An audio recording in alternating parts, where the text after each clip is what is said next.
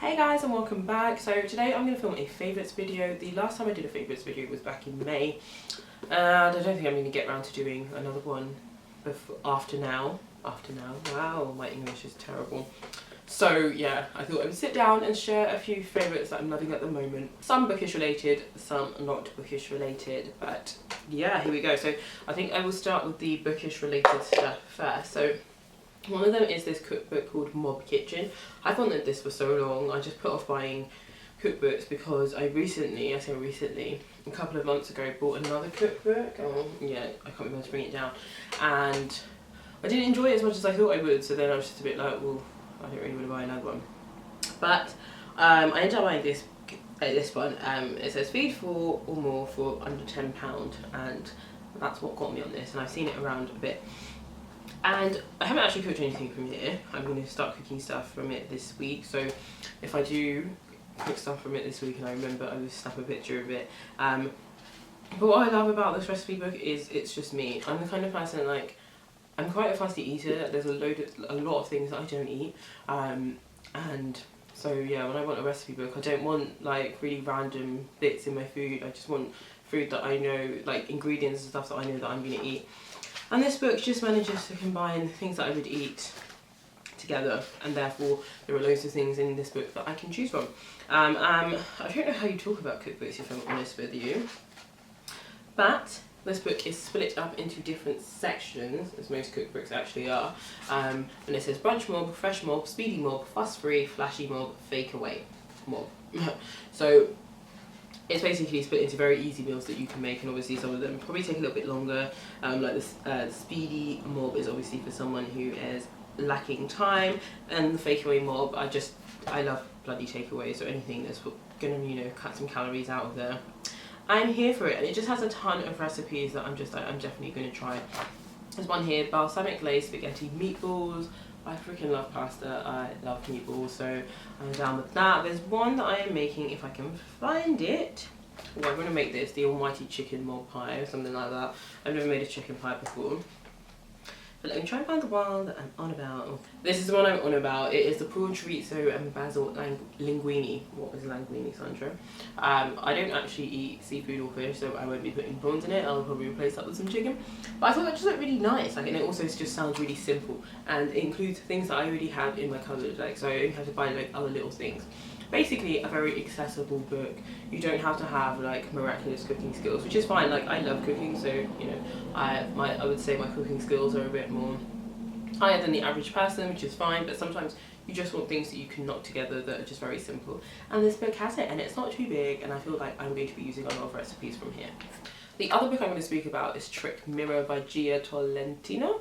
I recently finished reading this and absolutely loved it. It took me forever to get through the first essay, and I'm not going to lie, I did not like the first essay. I could not even tell you what it was about, but the rest of the essay is absolutely brilliant.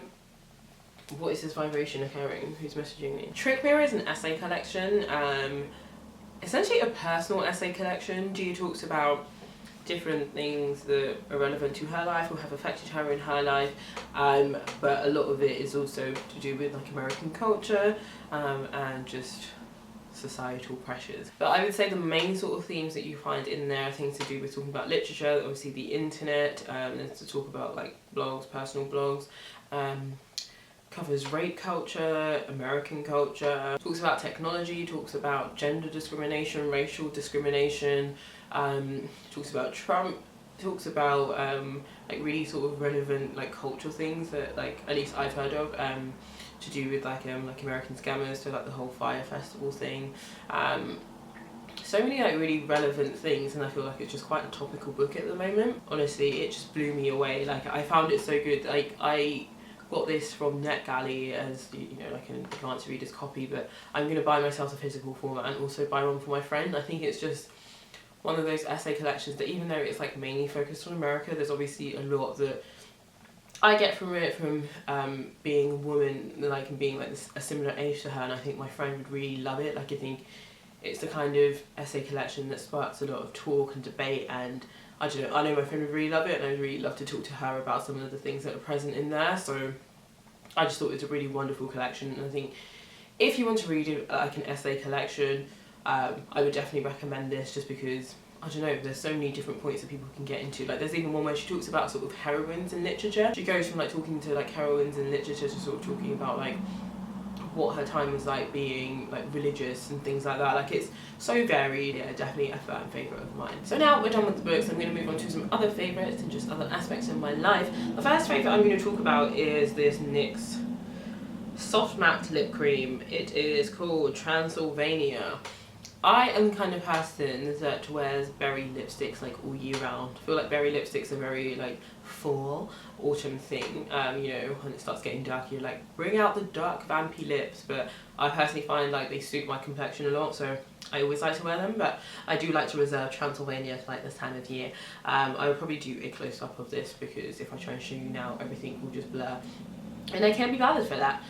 But yes, it is a matte lip cream. Can tell I'm not a beauty blogger in any way, shape or form. I did used to blog about makeup and beauty stuff actually, but anyway. I just love this. Like I think it's just really nice. I love matte lips because you can just put them on and they'll stay for ages and you never have to worry about topping them up. I'm not wearing it today. I'm wearing something else today, which is a, I don't know, just a lipstick and it's got some sheen to it or whatever. But honestly, this is one of my fan favourites. Like I just think it suits me. It doesn't move and I love it. So yeah, in case you're looking for a dark lip, I would definitely recommend this, especially because NYX is really affordable. I think in the States it's obviously always been like available and quite affordable. I think it's only really become like available in the UK in shops in like the past like 4 or 5 years. I know before that NYX was like, you could only get it online and it was like obviously really affordable, but then it wasn't like in stores. But now it's everywhere. So if you go into a big Boots, you are definitely able to find a whole bunch of their stuff. And then I use a lot of stuff in the NYX range actually. I use their eyebrow pencils because if you're using the Anastasia Beverly Hills ones, you will quickly find that paying like, I think it's £14 or something for an eyebrow pencil is very expensive when you use it day in day out, and the one from NYX is like £8. My next favourite is a podcast, and that podcast is called Modern Love. I don't really know how I stumbled across this. I think I was looking at like podcasts for like relationship advice or something like that, like podcasts that actively deals like on topics to do with relationships and things like that. And I stumbled across Modern Love podcast, and this is the nicest podcast ever. Basically what Modern Love is it's a podcast where actors read out like the essays of people who've written the essays and their sort of love stories. I'm going to read the synopsis because it's a much better explanation of what it is than what I'm saying. Modern Love features top actors performing true stories of love, loss and redemption. Actually this is rubbish because it has included performance by Kate Winslet, Uma Thurman, Angela Bassett, blah blah blah, and it's a collaboration between WBUR and the New York Times. I do not know who WBUR are, but they're obviously some sort of American TV station or whatever. But the love stories on here, or just the stories on here, like I often listen to it at work and I just feel like crying because some of them are so sad. And obviously they're read out by actors in like really, I don't know, relevant and modern TV shows at the moment. So they have that segment where they read it out, and then often they have the person who wrote the essay like either is in the studio with them or is on the phone talking about the essay and the sort of how things are after, and then they ask the person who read it out like what their thoughts were, and then I think the person who selected the story, so the producer or someone, they also ask him what about this story stood out to you. So as well as hearing the essay read out, you do get like loads of multi perspectives on it, and it's obviously really nice hearing from the person who wrote the essay. Like to date, the essays that I've heard about is like one girl who has some sort of condition where basically her body clock runs on a different time to like most of us. So like during the night she'll be asleep, but during the day, no, sorry, that's what we do. During the day she'll be asleep, but during the night she's well awake. And it was talking about her navigating a relationship with someone and how that works for them. There's also one to do with a man who, him and his wife, both able-bodied people, she gets into an accident and it's sort of how their life changes from there. There's just so many. There's like stories to do with mothers who's given their kids away for adoption and when they're really young and how they end up meeting. So it's not just like love in the sense of that man and woman love or relationship love. I'm trying to find what the word is for that. Romantic love, there you go. You know, there's also obviously sibling love, platonic, family. Like, it's just so lovely, and I just really love the name because it's just like, I mean, I think modern, that name could have been apt in any time period, but obviously now, like, you're just finding there are so many ways in which love expresses itself and in ways in which people love, and I adore this podcast. They are making it into some of the stories into a TV show, so I'm just really intrigued because I haven't listened to all the podcast episodes. I think I've listened to about 5 or 6, and there are loads. I have to sort of save them because some of them are so emotional, and I can't be crying at work or on the bus. It's just not happening. But yes, I have been loving that podcast. Like, it's just been a real joy. Speaking of media, something else I have been loving is the TV adaptation for My Brilliant Friend. Oh my god. Why it took me so long to like actually watch this, I will never know. Like, I kind of know. I watched the first episode for my boyfriend and I can tell like he really wasn't into it. And we watch a lot of TV shows together, so I just kind of don't want to be like, do you want to watch this? Like, I think I love the series so much that I cannot watch it with someone who is just there like, what is going on? But I think I had a couple of days off like last week or something, and I just wanted to watch something that I knew I really enjoyed, was really interested in, and I remembered it, and oh my god, like the way they have done this, I'm so blown away. Obviously the filming of it is wonderful, just seeing like what the area is like, because I had no reference point when I was reading the books, and since reading the books I've been to Naples. Like, I went earlier, was it in June or July? Like, I went in June, July. So parts of Naples I've seen in the show, other parts I haven't.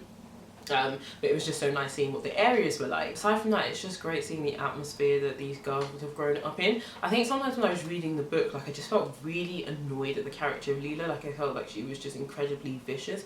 But seeing it on TV, in the TV form, like, I can understand like how things are being said and sort of how she's saying them. I think sometimes when things are written down and it's very 2D, there's no other reference points. You're just like, she just sounds really cold. But when you see these things play out, you sort of just think, actually, I get that now. Especially because I find it very interesting. When I was reading the book, Lenu, the person we're hearing all of this story from, was my favourite. You know, I thought her friend like really treated her really bad, and she does, but Lenu is also like a fucking wet towel, and sometimes I'm just like, why are you behaving like this? Like, she's a bit odd. Like that the story, the TV adaptation has sort of frames the characters maybe in a different light, or maybe the light that they've always been in but I haven't been able to see, so I found that quite good. I think I've only watched about 4 episodes, maybe there's about 8 episodes in there. The 3rd episode was like by far my favourite. It was the intro into it, and I just want to explain the intro. Like, someone has passed away and they're sort of doing a little procession down the street, but then what they carry on doing in this sort of intro is showing the same characters going through that procession, but they're getting older, and it's just showing that cycle of death that keeps hitting these kids at the same time. And it's just like, that's so powerful, because obviously if you've read the book you know there's more death to come, but if you haven't, like, I think that's just a really powerful way of introducing that. Honestly, like, I'm watching it and just messaging my friend like, this is amazing, like, and she's already finished watching it, and it's just like, yes, I've watched it, but I'm just there like, this is so good. But yeah, episode 3 was so good to me, and it just highlighted so many things that I'd forgotten in the book, but also put them in a way that I think when you're reading in the book, it seems like, how do they not know this? Like, there's talk of like when our main character gets her period and she doesn't even know, and like her friends are like, oh no, like it's fine or whatever, and then like she goes to speak to her mum, and I'm just like, just things like that, like the accessibility to that information is just not there, and I'm just like, how can you not know being at like 15, 16? But when you watch it, it's very different. Like, you can see like their lives far removed from what I guess I know. But yeah, that is something I am enjoying at the moment, and I cannot wait to watch the rest of the other episodes. But that is it for this favourites video. I don't want to cram too many things in there. I just want it to be a small little list of things that I have been loving recently. Let me know what non-bookish things you have been loving. Obviously, if there are bookish things, let me know those too. But yeah, if there are any other bookish things that you would, non-bookish things that you would like to share with me, please let me know. And yeah, I'll catch you in my next video. Bye!